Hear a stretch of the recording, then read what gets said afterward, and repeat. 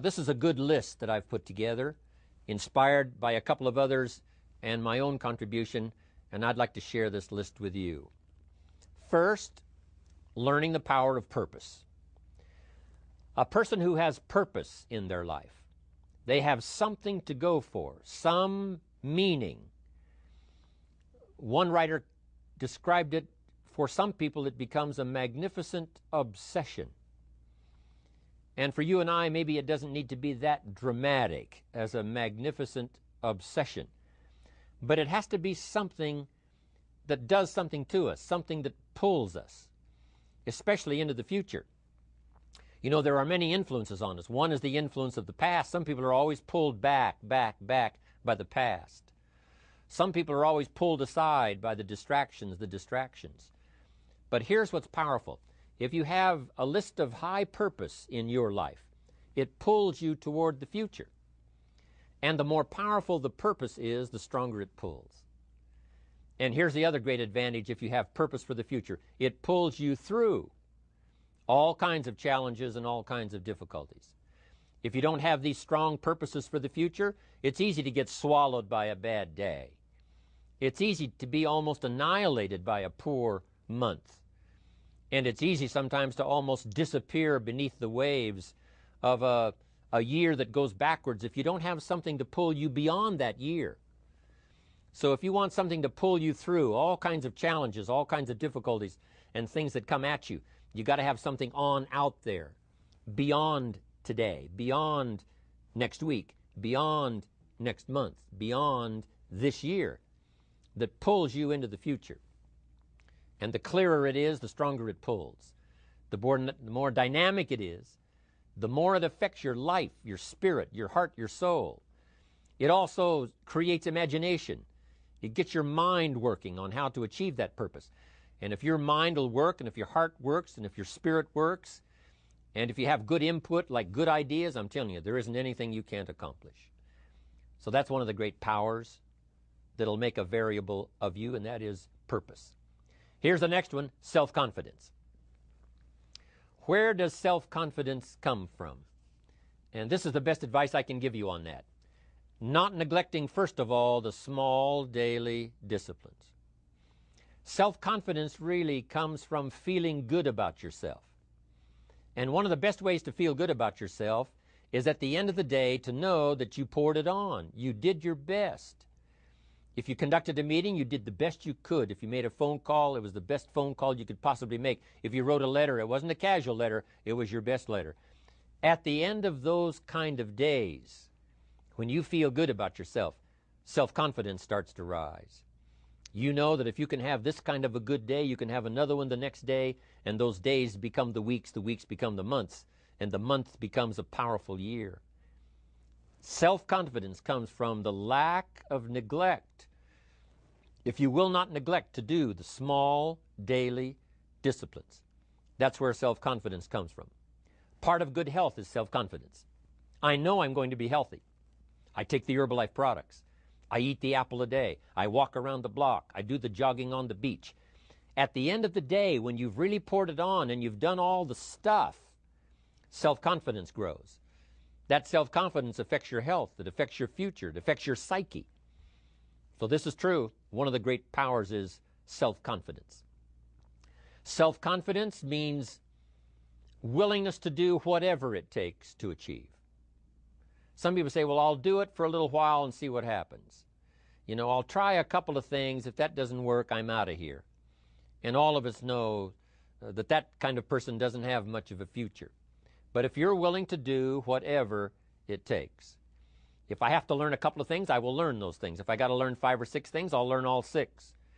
If I have to take an extra class, I'll take an extra class. If I've got to read the books, I'll read the books. If I have to consult with people who know more than I know, I will do the necessary consulting. Whatever it takes, I will do. That starts to develop unbelievable self-confidence. Self-confidence also comes from the ability to rise above your circumstances, to rise above what happens, the petty little things, the discouraging things that would sink everyone else's ship except yours, that would cause someone else to quit early in the day, but you keep going. That kind of willingness to overcome all circumstances, whether it's the little challenges or the big challenges. If you're willing to do that, I promise you, this kind of power will work for you, and in you, the variable, it'll make a difference. The third on the list I had was enthusiasm. And here's what I wrote about enthusiasm. Enthusiasm that's powerful is mostly enthusiasm that is enthusiasm inside, 90%, 10% outside. We all know what the enthusiasm is like when somebody lets us see their enthusiasm, which is like the 90%, and only 10% of it is inside. But the enthusiasm that really affects people is not just being loud, but the enthusiasm that runs deep, the enthusiasm that comes from deep inside, created by self-confidence, created by purpose, created by genuine willingness to help other people. That kind of enthusiasm, knowing that you're going to get the job done, knowing you're going to affect people, knowing you're going to have testimonials flowing in from all kinds of directions. That kind of enthusiasm. A lot of it is quiet. A lot of it is unheard. And the 10% that's heard, it rings a bell. People call it genuine enthusiasm because they know that what you say in the outward display of your enthusiasm is only a small tip of the iceberg of the enthusiasm you feel inside that really motivates you to do the best job you can. Next on my list to help you become the powerful variable is expertise. Wanting to excel in all of the skills and settling for nothing less than an outstanding performance. If you're willing to be the best in your field, if you're willing to demand of yourself excellence in skills, to be the best that you can possibly be, in the training, do the best you possibly can. In doing a workshop, do the best you possibly can. Developing the skills of using your personality, developing the skills of language, developing the skills of influence, developing the skills of organizing. If you're willing to be an expert in all of the skills, Herbalife has the way for you to invest those skills and not only make a handsome living, not only make a lot of money, but if you would so desire and if it would be your purpose, a chance to make your fortune. Expertise, excellence in skills. Here was the next one on my list, making a powerful contribution to you, the variable, and that is preparation. Well prepared. And preparation, of course, involves a whole lot of things. A big share of our life is preparing, getting ready. When we go to the first grade in school, we're just preparing for the second grade. After we've finished 2 grades, the 2 grades prepare us for number 3. Sometimes it seems like a long, excruciating time. And the time will just seem like it'll never come when we can finally have the performance that we really want. But it takes time to prepare. It takes time to get ready. And the decisions you make in the preparation time, those are the decisions that last for a lifetime. Preparing to have a good day. It's that preparing, maybe the night before, maybe the couple of days before the day that you're going to put everything together. The preparation for a meeting means that you've taken it serious. The preparation for doing a workshop means you're serious about the workshop. You want to make the best contribution. That kind of preparation is important. But here's preparation that's very vital, and that is to prepare yourself for success. Life seemingly does not wish to waste success on the unprepared. Life says, why waste a fortune on this person? They're not prepared to do the right things with it. They're not prepared to use it wisely. If a fortune was bestowed upon this unprepared person, it would probably be wasted. The people that could have been touched won't be touched. What could have been done won't be done because this fortune will have been wasted on the unprepared person. So not only look for fortune, not only look for the promise, but prepare yourself and ask of yourself, what can I do to make myself ready? Because remember, life was designed not to give us what we want, not to give us what we need, but life was designed to give us what we deserve. Every value in life must be paid for, and those that pay are the ones that get it. It says those that give receive. Someone says, I wish to receive, I wish to receive. You don't have to concentrate on receiving. Just become a good giver. It says those that search will find. Someone says, well, I need to find some good ideas to help change my life for the future. Then to find good ideas, that doesn't come because you need them. It comes because you search for them. If you want good ideas, you got to go after them. You got to go to the class, you got to go to the workshop, you got to go to the training, go to the book, right? You got to go to the journal, right? Go where good ideas are being taught. Go searching, go looking, because good ideas are not going to be wasted on those that are not seeking, searching, well prepared. So, prepare yourself to be ready for fortune when it comes, to be ready for challenge when it comes, to be ready for opportunity when it comes. Opportunity comes along and passes by the person that is not well prepared. I want to prepare myself this year for next year. Yes, I wish to be effective this year, but I'm also thinking of ways, how could I be better? How could my ideas be more powerful? How could they be sharper, more clear? How could I reach some people next year that I perhaps can't reach this year? I haven't reached deep enough into my own soul to affect some people. Some people just pass by and say, hey, what a good speech. But how could I make it stronger than that, deeper than that, more powerful than that? I cannot be as powerful as I could be next year. You know, you can't go to the 10th grade in the 5th grade.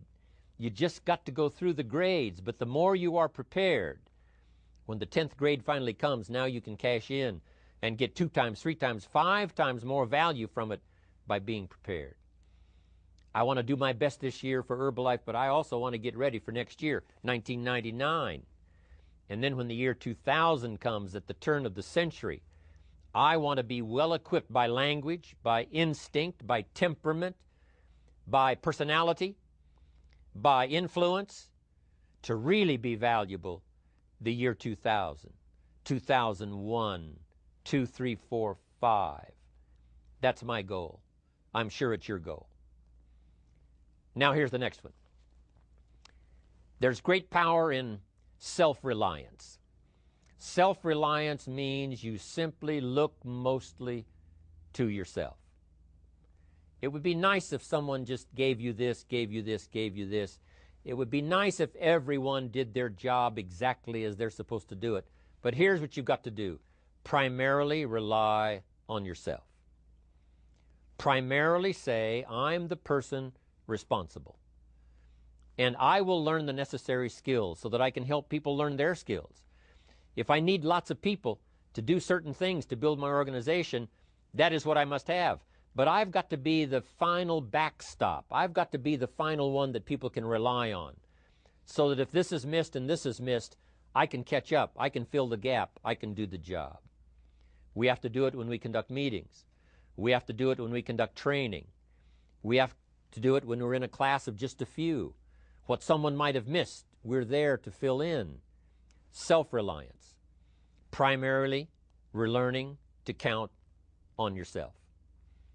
So that you can do this. Never complain and never explain. Here's the next key power, and that's image. There's many parts to image. The image that others see you as, the image you have with other people. And it's very important how other people see you. If they don't see you as a leader, chances are they won't pay attention. If they don't see you as being in control, chances are they won't have the trust. If they don't see you as knowing where you're going, what you want to accomplish, they probably won't follow. But if people can see you, if you have the image of someone that's in charge, in control of your life, your future, your destiny, in control of the situation, if they see that, that kind of image is powerful. It helps to win the day. It attracts other people. People want to be around people that are in control, that are powerful, but they know how to use their power, influential, but they know how to use their influence. That kind of image is important. But here's a very important image, and that is your image of yourself. self. The way you dress, the way you talk, the way you think, your capacity for learning, all of that is an important image that you have of yourself. The image that you have that if it needs to be learned, you could learn it. If there's a book that needs to be mastered, you could master it. If there's a skill that needs to be learned, why couldn't you get busy now and learn that skill? That kind of self-image, that I am continually trying my best to be the best I can. Because one of the most important places you have to look is into the future, yes. You got to look into the past, yes. You've got to look around, yes. But one of the most important places you have to look is in the mirror. You know, how I appear to other people, that's important. But how I appear to myself is the ultimate importance. That kind of image, to where you'll develop the self-confidence, you'll develop the self-reliance. Now here's another one in my rather short list. The next word is character. Becoming a person of high values, a person of principles, a person of honesty, a person that earns respect. That kind of character. It took character when Mark started to put the marketing system together. How can we have a system that will build in the integrity, that people will know that if this happens, then this will happen. And if this goes wrong, here's the way to fix it. Unless you have the principles and the character and the integrity to put together a viable plan for a wide variety of people, then the system is not going to last very long. And I've been around long enough, and I'm sure you have been around long enough to see a lot of systems that got started, but they failed. And the reason is because they were not constructed with integrity. They were not constructed with character. They were not constructed with doing the right thing. They might have been constructed to take advantage. You know, cash it out as quickly as possible and leave. Mark was involved when others took advantage of him all those years ago before Herbalife. When someone took advantage and didn't have the character, didn't have the principles, and didn't have the character to stay, the character to see it through, the character to do the right thing. So this is important, to develop the character within yourself, that people see you as honest, as fair, willing to do the right thing, willing to be helpful, but always willing to walk the center line, not to pass the line. When we come to an opportunity like Herbalife, especially multi-level network marketing, it is so dynamic, it is so powerful, and it is so possible in fortune making that sometimes people want to speed up the process by cutting the corners, by neglecting to do the right things, you know, to cheat a little here, you know, cross the line just a little bit, because then, you know, it'll grow faster and you can cash in quicker. Not necessary here. Doing Herbalife right will build your fortune longer and stronger than trying to cut the corners and not doing it right. If we'll have the integrity that Mark had when he started it, and keep perpetuating that we will do the right thing by the marketing system, the right thing by a distributor who has a customer and they take care of that customer belongs to that distributor. That kind of integrity in the marketing system, the kind of integrity we have among each other, the kind of character we have to rely on each other, because here's what we cannot do. We cannot do this by ourselves. Mark's got to count on me. I've got to count on Mark. We've got to count on the president's team. The president's team has to count on the chairman's club for advice and counsel. We have to count on the millionaire team, the tabulator team, the world team. We've got to count on the distributor. We've got to count on the distributor giving the right message to the potential customer. We've got to count on the distributor giving wise counsel to the new recruit, teaching them the right way, the Herbalife way, the principled way, the character way. Vitally important. Building and developing your own character. Now here's another one. It's called self-discipline. Self-discipline, all of us have a challenge with that. Because sometimes it's easy, and especially if you're working hard, doing the best you can, it's easy sometimes to let up and let it go. But remember, So many people, especially now that we're as big as we are around the world, are counting on what we do. At home office, they have to be careful. They have to be disciplined. It's easy for the person who ships the product from Herbalife says, oh, well, I'll wait until tomorrow to ship it. And then they go home and sleep like a baby. But the distributor who's waiting for that product doesn't sleep that night, or doesn't sleep when the product doesn't show on time. But if everybody will have the discipline to say, I will do the best job I can. I will make mistakes, of course, because we're all human, but I'll try to remedy those mistakes and do the best job I can. That kind of self-discipline that understands how important your part is in all of the functions that work. Coming to work on the set here, HBN, there's so many people that play a part. And each one of the parts that are played is necessary to put on the broadcast, make it viable, make it real, make it powerful. Any couple of them missing, and it would be a disaster. But all of it put together, and it works like a charm.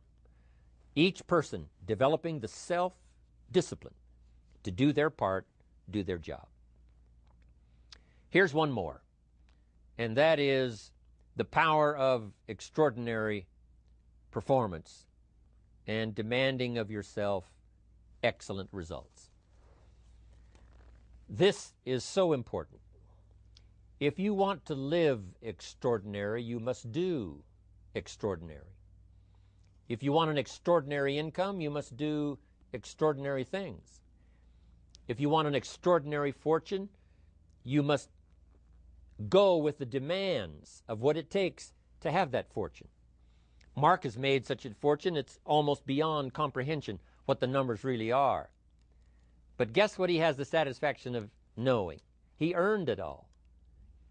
If he'd have been lax in the performance, Herbalife would not be here these 18 years later. Herbalife would have been a footnote in multi-level history. But because he performed year after year, the 3rd year and the 5th year, and the 7th year and the 10th year, and the 12th year and the 15th year, and now performing well in the 18th year, I'm telling you, that's what makes it such a viable fortune for Mark personally, of course, because he did the job. If we would ask of ourselves that kind of performance, and you've got to ask it of yourself. You know, I can't ask it of you. I would try to inspire you. I would try my best to share with you what it might taste like, what it's like to finally make your fortune. It happened for me. But here's what you must do. You must demand it of yourself. Society does not demand that you not have a heart attack. But if you want to escape having a heart attack, you must demand it of yourself. Society doesn't demand that you take Herbalife and improve your health. You have to demand it of yourself. Society doesn't demand that you jog around the block every morning. But if you want good health, you must demand it of yourself. Society doesn't demand that you read a couple of books a week and improve your intelligence and your knowledge. That you must demand of yourself. Society does not demand that you build a financial wall around your family nothing can get through. That's not a demand of society. But you must demand it, if you wish it, you must demand it of yourself. Society doesn't demand that you learn a list of 10 skills in order to ensure your own future and the future of your family. Society doesn't demand it, doesn't require it. It is not a law. But if you want the benefit, you must demand it of yourself.